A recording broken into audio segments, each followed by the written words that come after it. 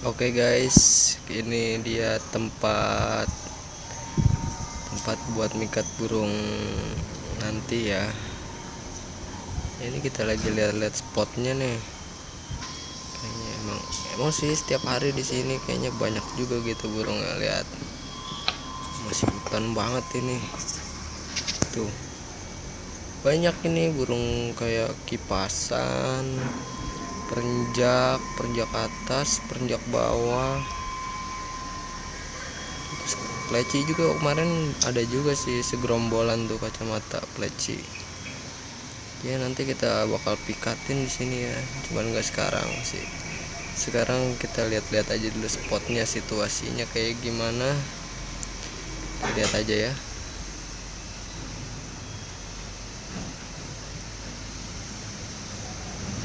Masih lebat banget kan.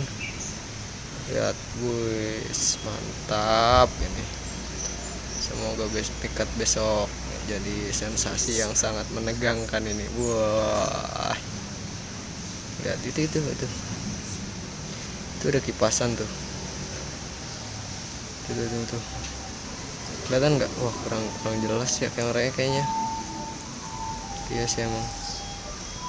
Udah sih kayaknya segini doang buat review tempat buat mikat burung-burung kecil dan yang lainnya ya. Ya udah sih gitu aja dah. Oke, jangan lupa like and subscribe ya, dan share ke teman-teman kalian kalau kalian suka video ini.